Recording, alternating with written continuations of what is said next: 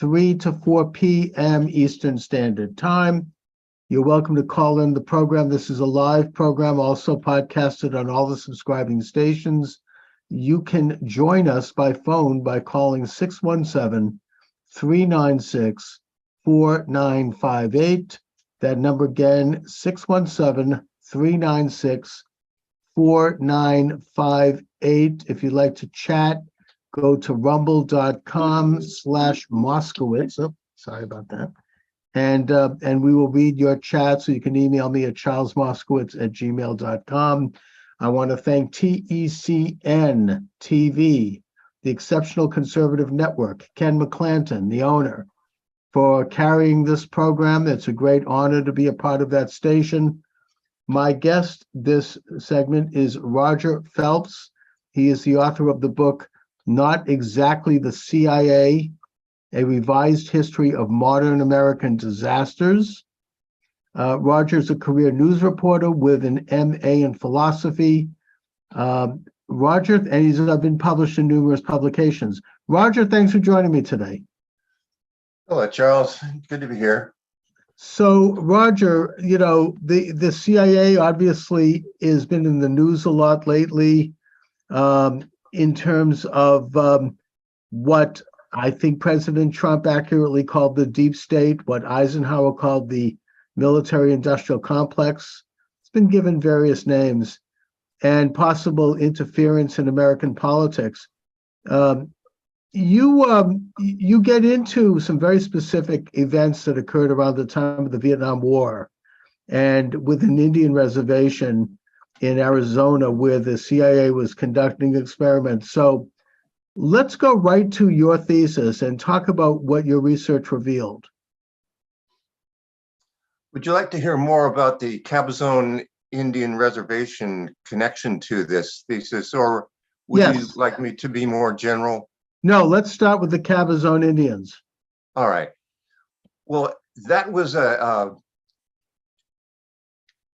private, hyper-private piece of property, in that a reservation is not subject to U.S. laws, with exceptions for such as, crimes of violence. Then police can enter a reservation, but otherwise it's not subject to U.S. laws. So as it happens, there was a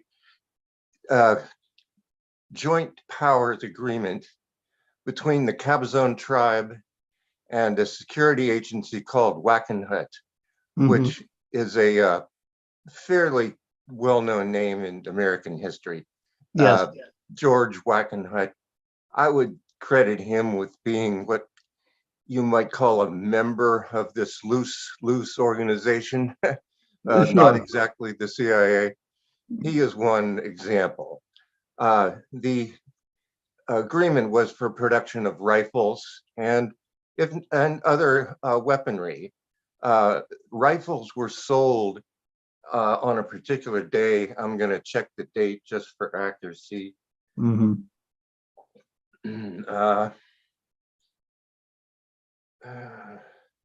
It was September 10th of 1981.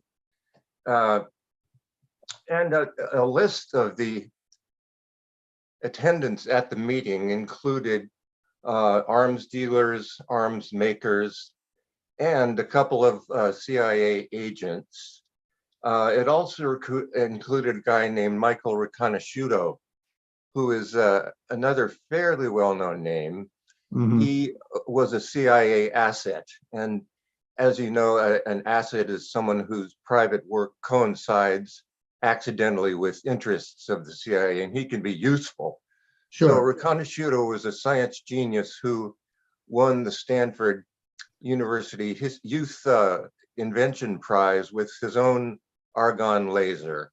And the guy running the contest said, "You don't forget a 16-year-old who shows up with his own argon laser." So Riconosciuto is a genius. Yeah. And he was the asset run by a guy named Earl W. Bryan, who figures heavily in the book.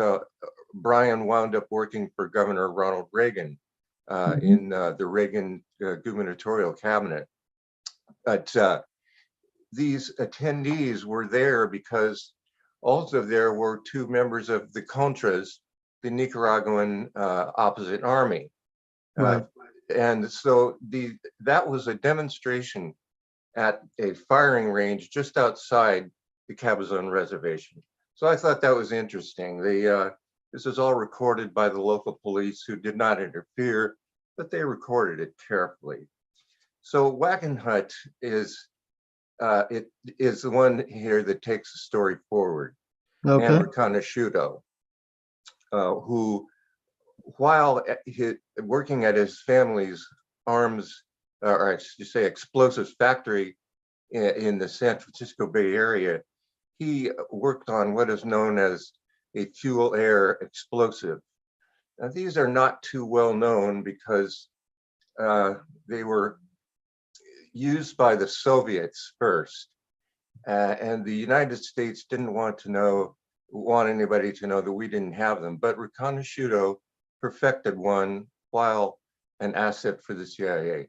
Right. And if we jump forward now to the Oklahoma City bombing, if that's okay, I'll just stop here. I'll just stop. No. Before we go there, I just want to talk a little bit more about the Cabazon tribe situation. Sure. You know, I could understand why the CIA might be involved with arming the Contras in their war against the Sandinistas. Mhm. That's something that the CIA does, for better or for worse. It's not necessarily good, and sometimes they're interfering in nation building, and it's not good. But nevertheless, what I don't understand here is why were they involved with an American, Native American tribe, giving them major weaponry? That just doesn't make any sense. Well, that is for sovereignty. That's for secrecy as a product of sovereignty. You see, they Right. were untouchable on the reservation, and that's the sole reason. I think that's a sufficient. So then the CIA was there because they'd be sort of a step away from American law, and Right. they conduct different things under native law. But what did Yes. the natives get out of it? I mean, why would the Cabazons want this? Were they paid off? I mean, how did that happen? Yes. It was a joint powers agreement that benefited the tribe in various ways. Money, Right. they were a dirt poor, barely surviving tribe. I understand. So they paid off probably the leadership there, and they then had made a deal. So now go fast forward to Oklahoma City then. That's right. The earliest stories from the Oklahoma City bombing have had information that didn't make it into what is called the real story, or the national story, Yes. or the properly understood story. Understood. There's a newspaper, I'm going to check its name, in Oklahoma City. It's called the Curtin County Gazette, if I'm not mistaken, and Okay. a couple of radio stations had news reports immediately after, where they interviewed firefighters who were coming out of the building. And these reporters saw the firefighters carrying large objects, and they said, "What are those?" Firefighters said, "These are explosives. These are unexploded incendiary devices." Now, what I forgot to mention is that Timothy McVeigh also had a bomb there in his truck, which was parked a good 20 yards away from the Murrah building there on 5th Street. Okay. So the official story is that it was only McVeigh's homemade bomb. But the firefighters coming out said, "Here we have 2 more explosives." And the reporter said, "Well, tell me more." And the firefighters could not talk. They said, "We've been instructed not to talk about these explosives." Okay. So the picture is that the massive damage to the Murrah building and up the street for 16 blocks couldn't have been done by McVeigh's bomb alone. And it's on the record that there were other devices, so many of which, that some of them, even though they didn't go off, there were enough others to put out, to light cars on fire and knock out building windows 16 blocks up Fifth Mhm. Street from the Murrah building. A policeman that was interviewed by the Curtin County Gazette said, "We've been talked to. I can't discuss this. We've been talked to." Another guy said, "I have a family. We've been threatened." These are public service safety officials talking to the Curtin County Gazette. And this was immediate laughter. Now, in a couple of days, the national story began to be put together and omitted anything about extra explosives, no interviews, nothing. Eventually, the story, well, not the story, but the public record shows an interview with, let me get this right here, Charles. Oh, sorry. A member of the,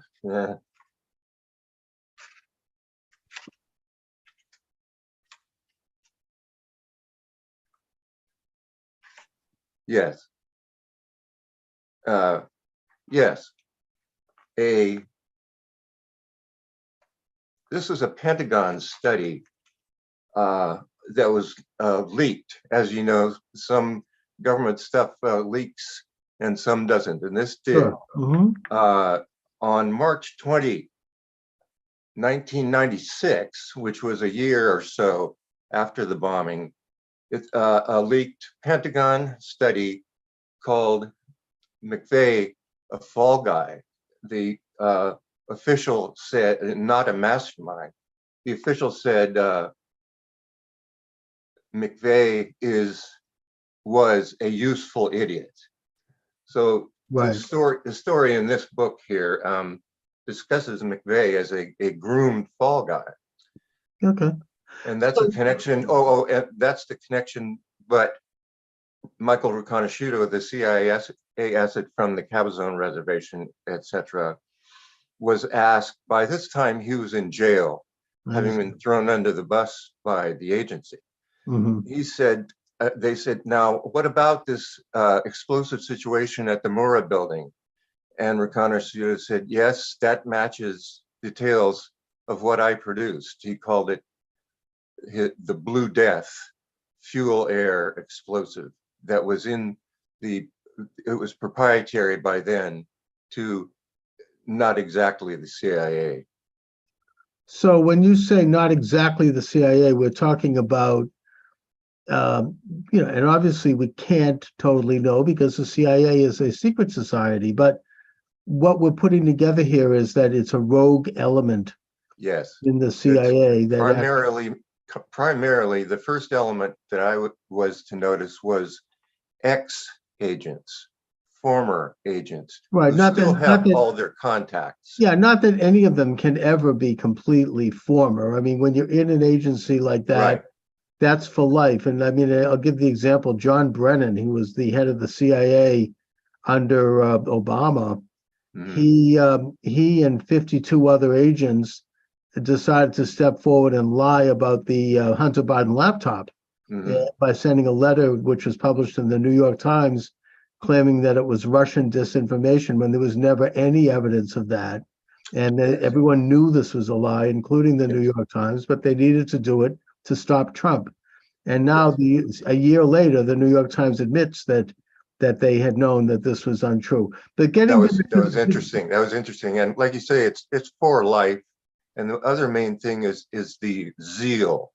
The ex-agents that I put in, not exactly, they're zealots. They're passionate men who will not stop operating. But at what cause? I mean, why would anyone, the CIA or otherwise, want to bomb the Murrah building with 52 children in a daycare center and do something so heinous? What Yes, did they possibly get out of that? that's a good question. That's of course the main question.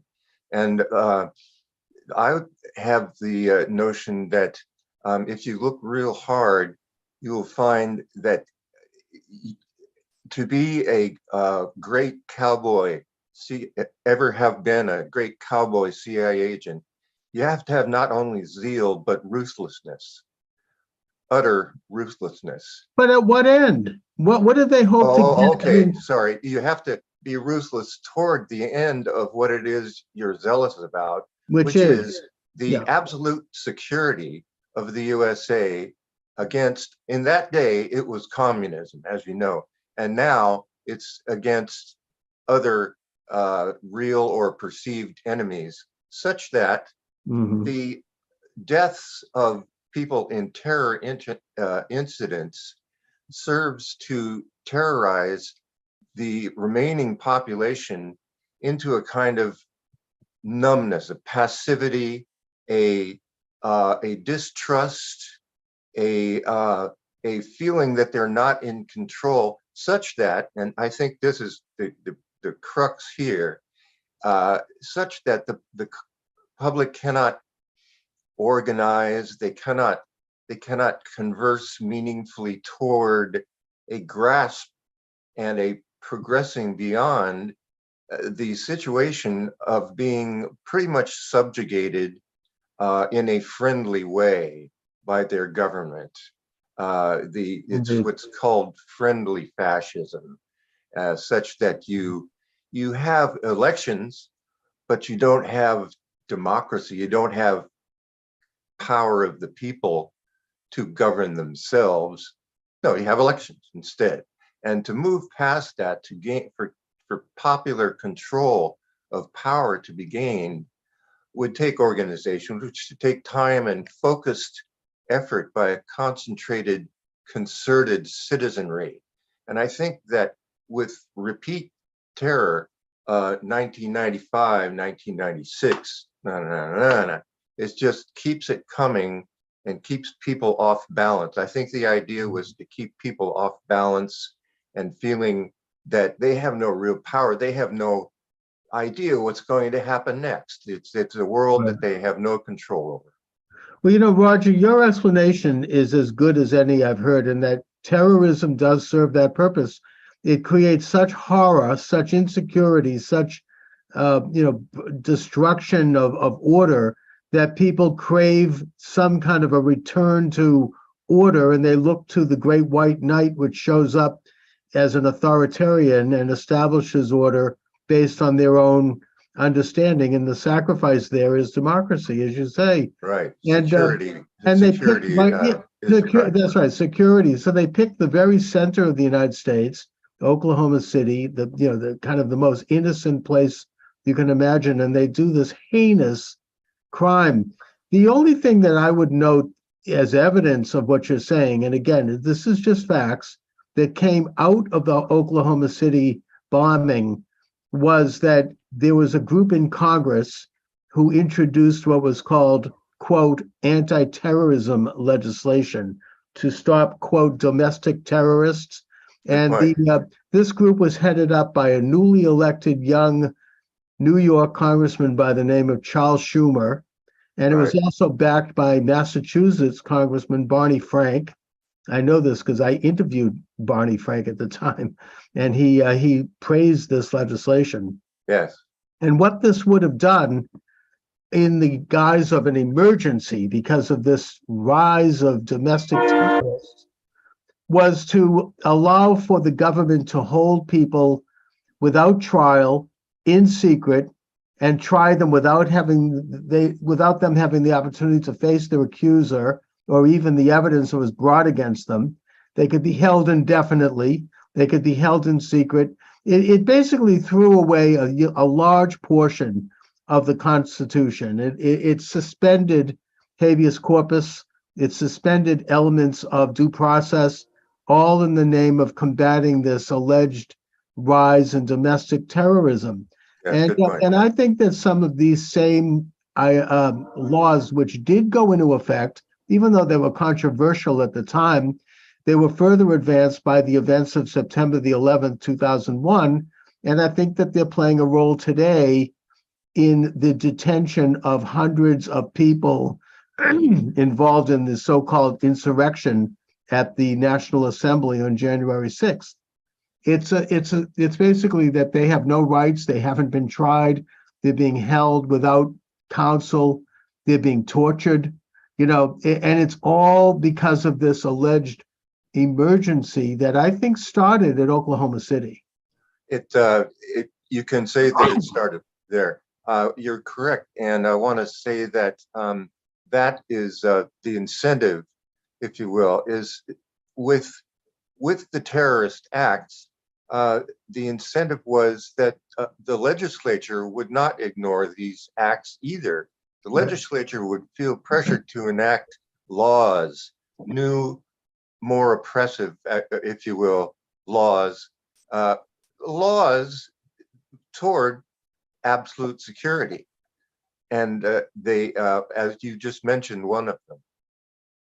That's right. And there has been a further nationalization of our, what I would call the deep state, what Professor Michael Glennon over here at Fletcher School of Law and Diplomacy calls the double government. Yes, go ahead. I mean, tremendous. I interviewed him. It's a tremendous. He wrote a tremendous book about this, and he's an establishment guy. I mean, he's not some lightweight. That Obama, when he was running for office and speaking in Colorado Springs, called for a national police agency that would basically replace or supplement local, sheriffs and local police. And that there is this move toward this kind of infrastructure. All of this comes under the guise of response to alleged domestic terrorists. Yes. All right. So my guest is Roger Phelps. The book is Not Exactly the CIA, published by Trine-Day Books, available at trineday.com. and also at Barnes & Noble and Amazon. Not Exactly the CIA, a revised history of modern American disasters. So Roger, bring us up to the events of September the 11th, 2001. Lots has been written about that, as you know. Yes. I think it's correct to say that the majority of the American public suspects that the official story is wrong. And you have various probes into elements of the official story that really can't be true. It's similar to the OK City bombing in that there had to have been more explosives than were reported. Right. So you have the engineers of America pointing out engineering-wise how the damage doesn't equate with the reported amount of explosive. That a lot of writing has been done on that. I have focused rather on the money aspect of the situation. There were, as you know, the World Trade Center was home to all kinds of different offices. Indeed. Lots of financial offices. I'll just tick them off here. Lots of government offices, including investigative task forces into money laundering and banks, etc. So yeah, Chase. I think Chase Manhattan had a major footprint in there, as did Cantor Fitzgerald, which was a major. That's right. Now it's been a while since I wrote this, but the gist is that a computer system in a bank, I believe it was Chase, and I can check that if you want. It'd take me a minute or two to check it. Okay. If you would like, I would go right ahead. We'll go. Yeah. Well, a reporter and investigator finally got a hold of a guy who worked at the bank, and he said, right at the explosion, the first explosion, there was a massive shutdown of our computers that lasted for a long time. And these computers were deemed destroyed.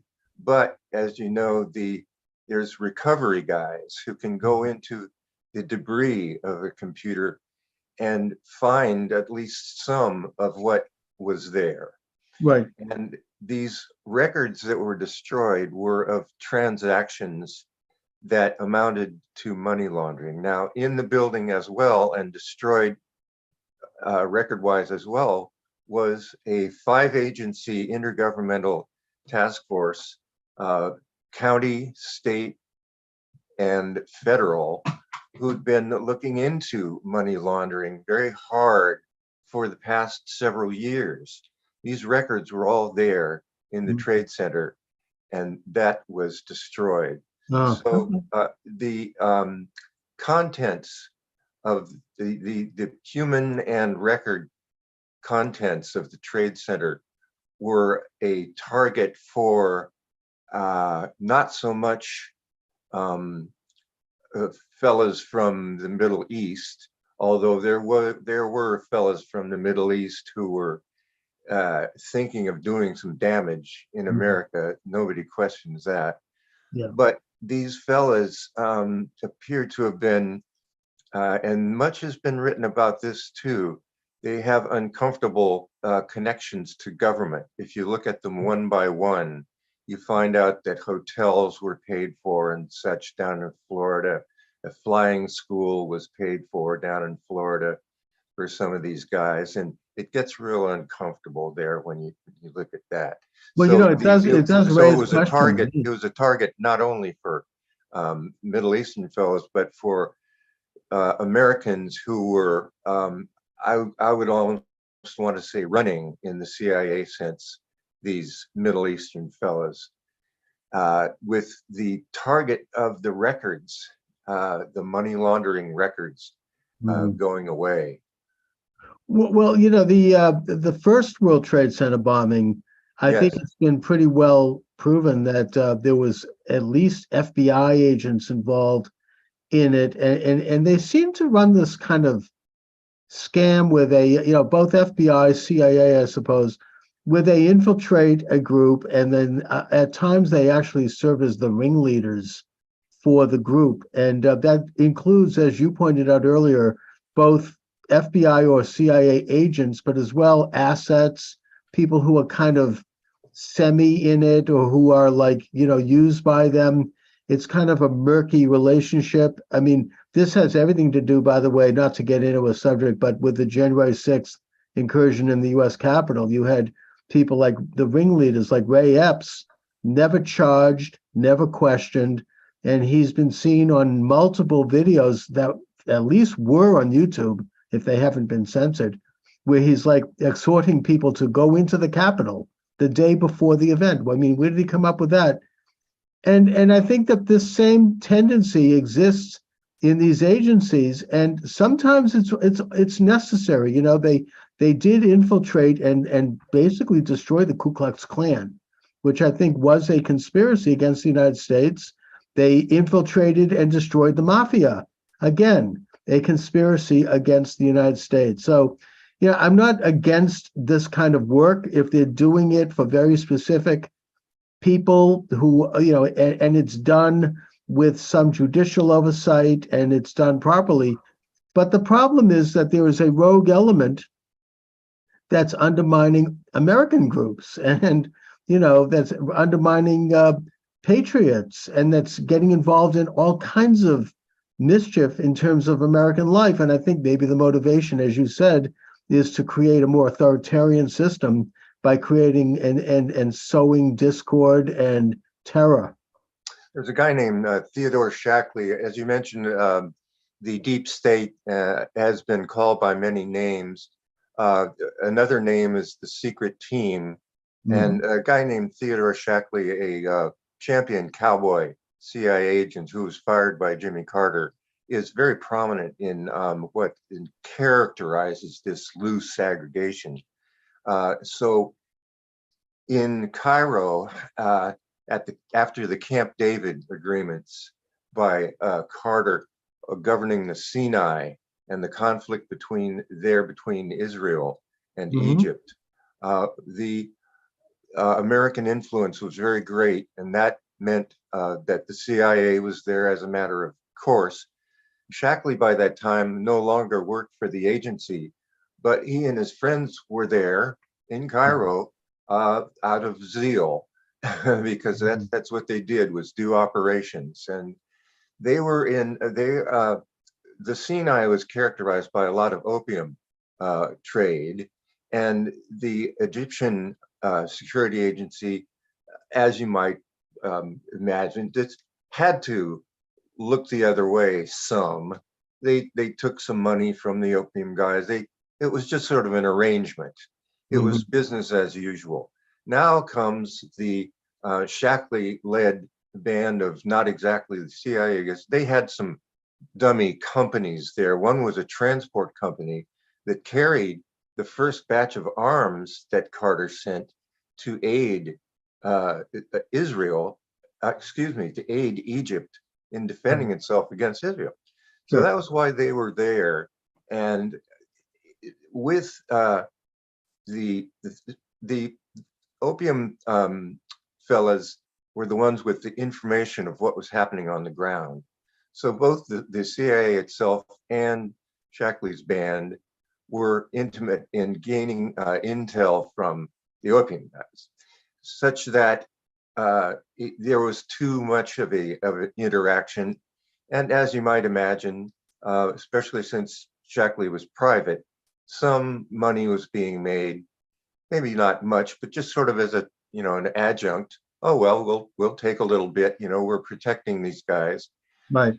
And there was a straight arrow CIA investigator. Let me get this right.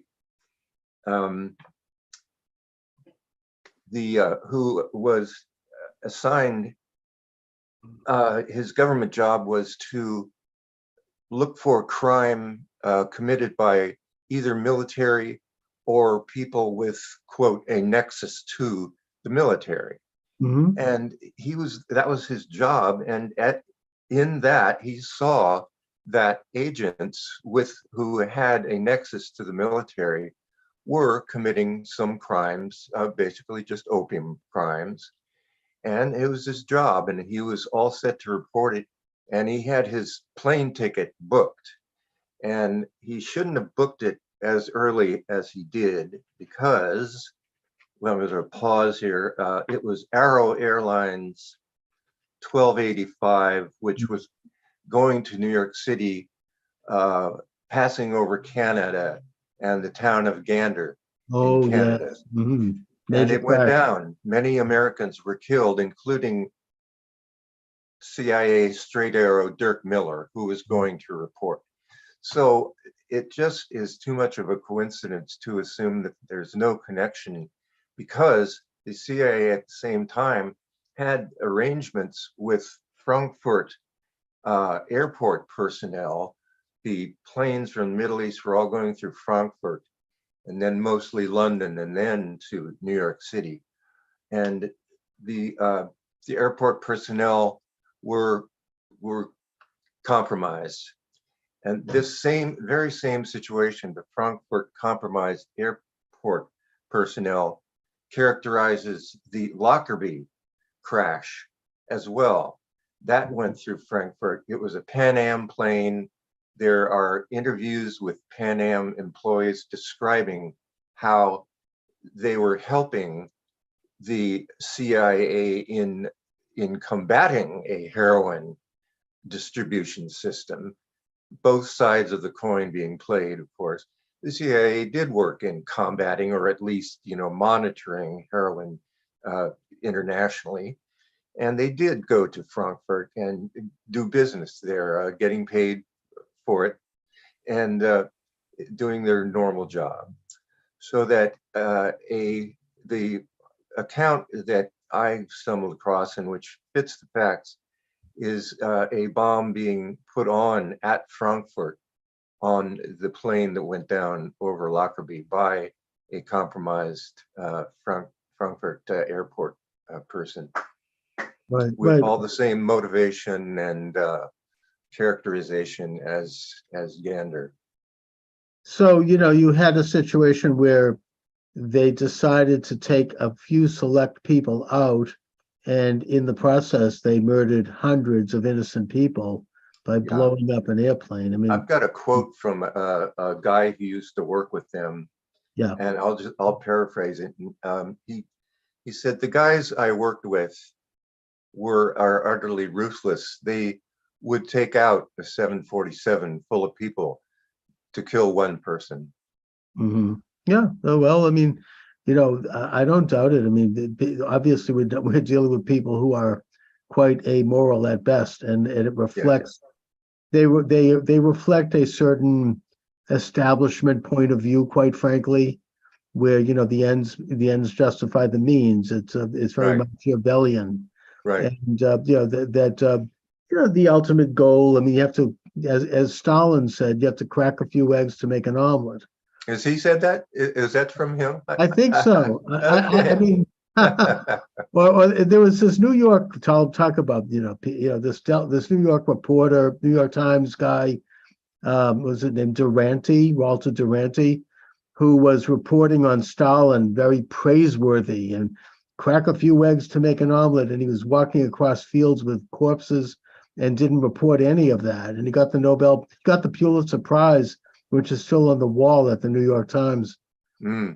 But it just reflects a certain amoral point of view that I think permeates much of our establishment. It's not, the people, the rogue elements of the intelligence agencies, what you call accurately, not exactly the CIA.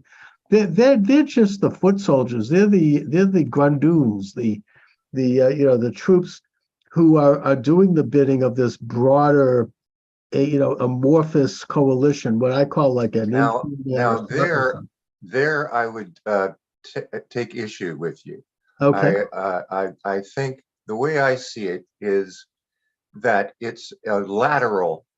You're describing a vertical relation with some instigating, motivated element, so to speak, above, not exactly the CIA. I see Mhm. it as more of a lateral relationship. This is a power center it's private, and it's alongside the quasi-public one that you're describing. That's just the way I see it. Not to make a big thing of that. Okay, so then it's kind of like an informal partnership that it goes way back. You could even trace it back to the days of the formation of the mafia in the 19th century, and the secret societies of Europe, like Yeah. Yes. the Now, carabonaras and seeking help by partners, you put your yeah, finger on a very important element here. That the mafia was always available as a power center if it was needed. sure. Yeah, And I and think that partnerships are. there was some reliance on the mafia by the United States to fight World War II, and also the Cuban the Bay of Pigs operation. Yeah. And I think that the establishment was angry at Kennedy for not going all the way with that, and then trying to maybe work out a deal to normalize relations with Cuba and not go into Vietnam. And so, he ran afoul of this operation, didn't he? I would say so. So much has been written about the Kennedy assassination that I avoid that one. Okay. But I know the stories, and I don't disagree with them. And there's been stuff coming out recently that were declassified. And I mean, I'm not that he's the most reliable of people, but I do follow Roger Stone. And he notes that he's a good friend of Trump's. And he said that when Trump uh, authorized the release of classified information about the Kennedy assassination, he didn't release all of it. And because the CIA and the FBI still claimed that to do so would have revealed methods and sources, putting aside the Hmm. fact that the sources are all long dead. And the Mhm. methods, that's what's interesting. So Stone asked Trump, why didn't you authorize the release of this stuff? And Trump's answer, according to Stone, was because you don't want to know what really happened. It's so horrible. Uh-huh. I mean, I think we do want to know what really happened. I don't care how horrible it is. The truth is the best antiseptic, as it were, to get to the bottom of corruption in our society. And there's no reason to keep those things secret, but they still are. I think even Biden is trying to release it, and they still won't do it. Hmm. So there's something, as Shakespeare says, there's something rotten in Denmark. Now, I want to match that with a quote from Pericles by Shakespeare. Yeah. Hold on one second.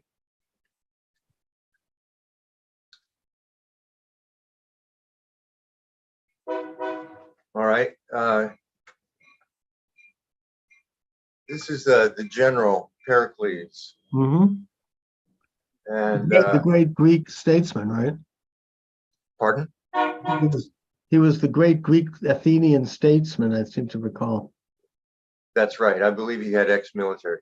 But his line in the play by the name of Pericles is, "Blush not in actions darker than the night. We will shun no course to keep them from the light." So don't worry about what you're planning to do being darker than the night, because you'll shun no course to keep them from the light, and everything will be hunky-dory. Mm. Keep them secrets.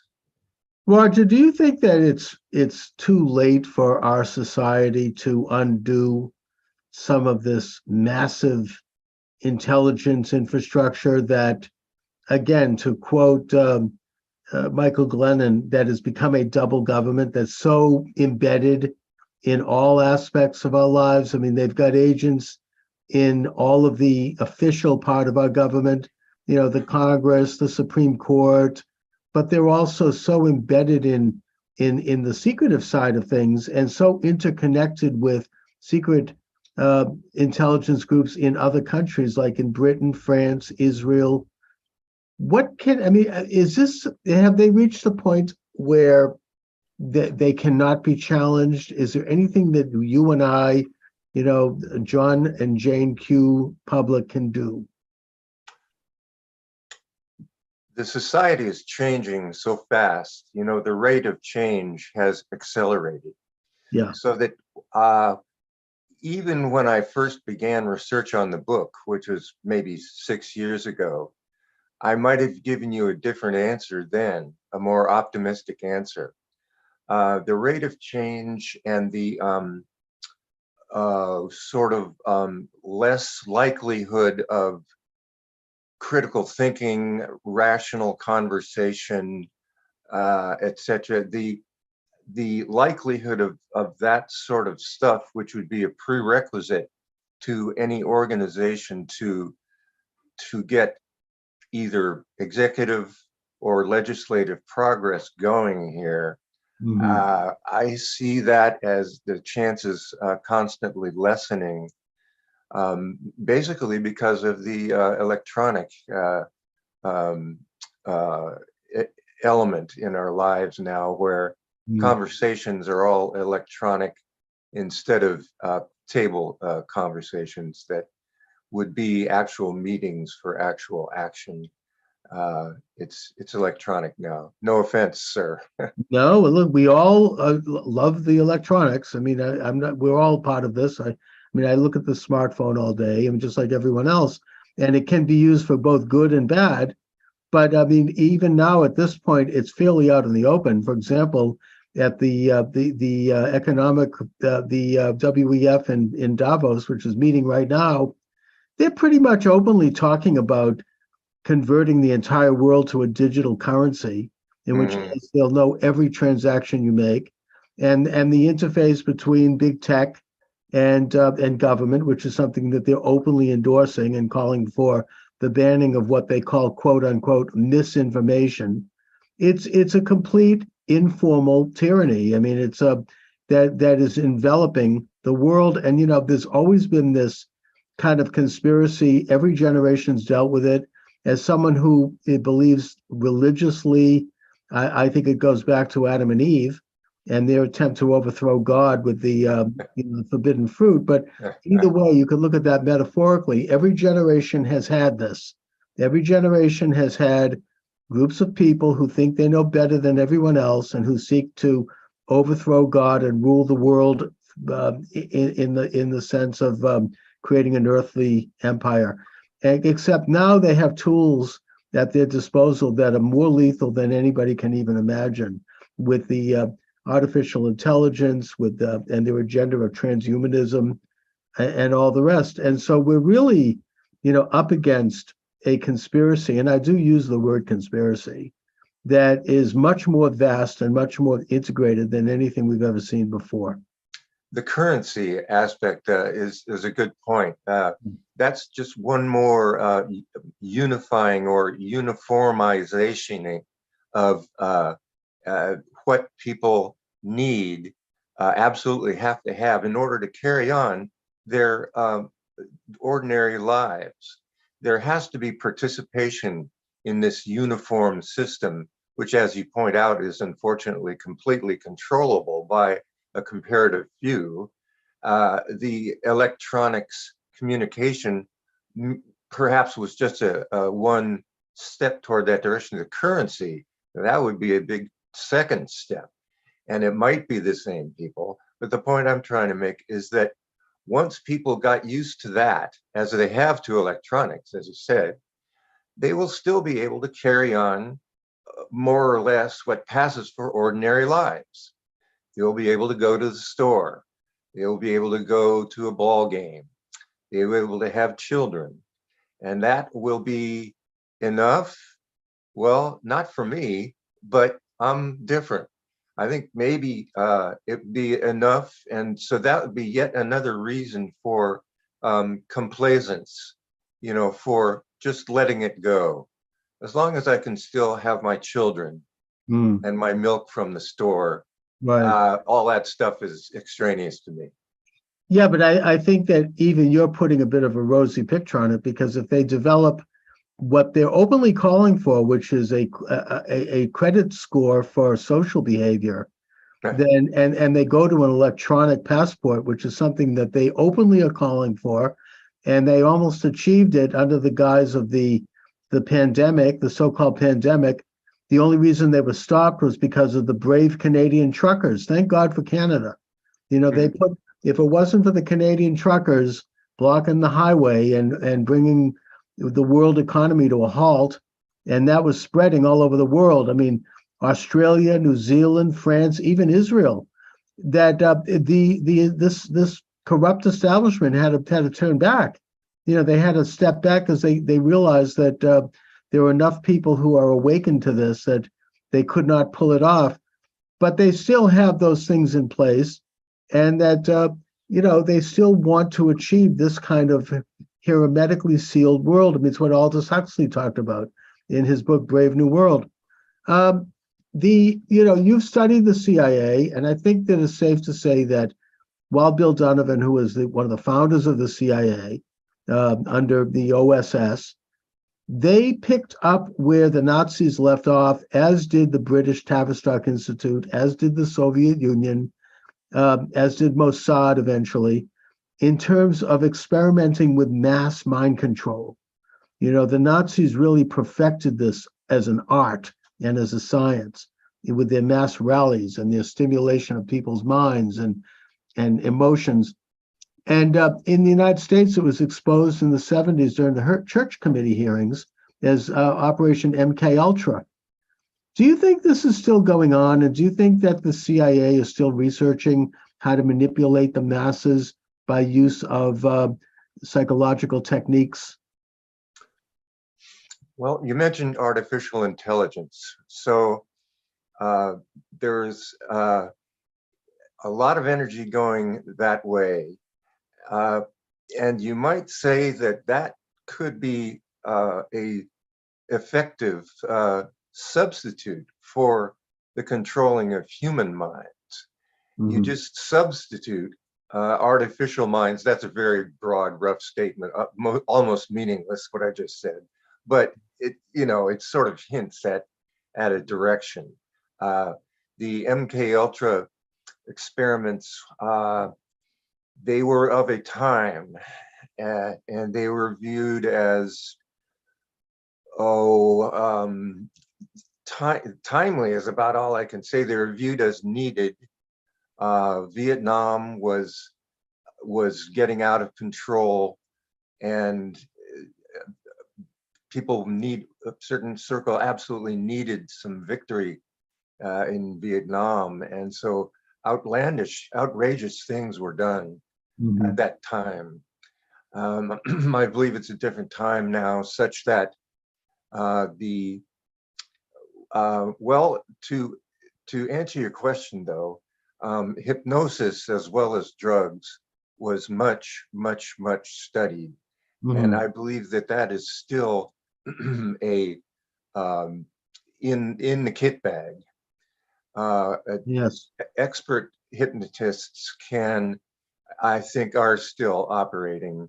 This poor fellow who shot up the Pulse nightclub in Orlando, Florida, Omar Mateen.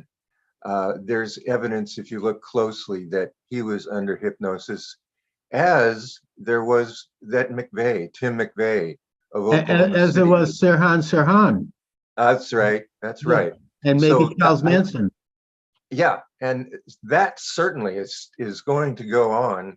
I don't know how much more it can be perfected, but well, you're talking here about the on creation of human automatons. I mean, yeah, which is something that there's been that's a lot of speculation about.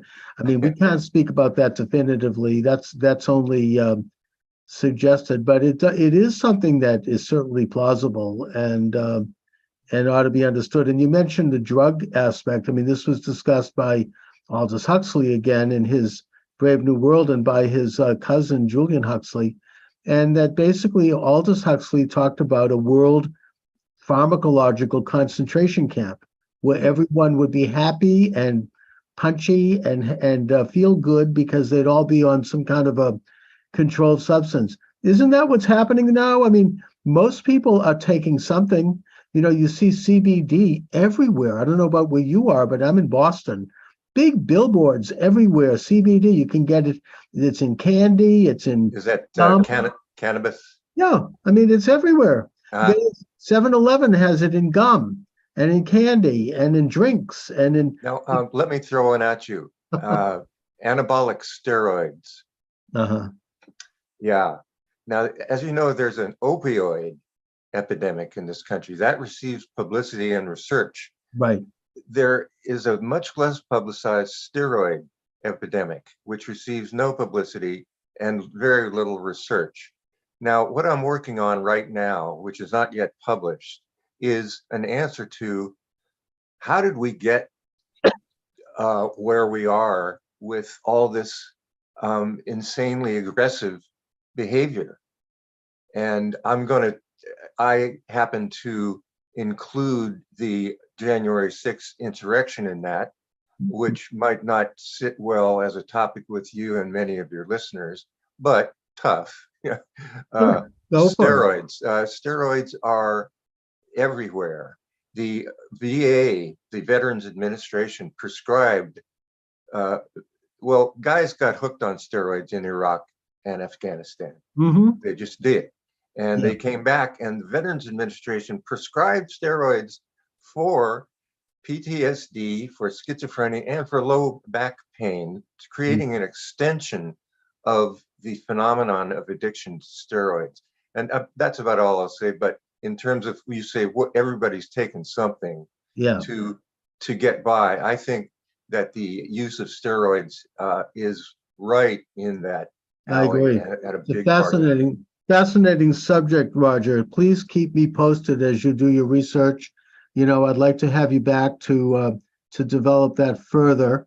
I've got a new book out, Charles. Please, what is it? It's called Bitter Heat. And a shorter subtitle than I have for it would be the deliberate global warming as a criminal matter, discussed as a criminal matter. It's by Trine Day, and it's out now. Send me an email on that, and we'll come back. charlesmoskowitz@gmail.com. And your book, again, as it is available right now on the Trine Day website and at Amazon or Barnes & Noble, but get it at Trine Day because they're the publisher, and it's a direct thing. You don't have to give the people over at Amazon a cut. Not exactly the CIA, a revised history of modern American disasters. Roger Phelps is my author. Roger, let me just quickly mention, because I have my own sponsorship, which is myself and my books. So I have to mention my latest book is The Populist Wave, The Origin and Rise of American Nationalism and Populism, available. Yes, you have a phrase connected to that book, the growing informal international aristocracy. I like that phrase. Thank you. Well, that's what I call it. But so that's in my latest book. So if you want to support my show, check that one out. And Roger, listen, I want to thank you for joining me. Really interesting talk. Let's stay in touch. I want to do an ongoing series with you. I'm on the air Monday through Friday, 3 p.m. So I get time to do it. So anyway, thank you very much for joining me. I shall return, God willing, tomorrow at 3 p.m. Thank you to the good people at TECN TV, and have a great afternoon, everybody. Thanks, Charles. Goodbye. All right, everybody. Roger, take care. You too. Bye. Thank you. Bye-bye.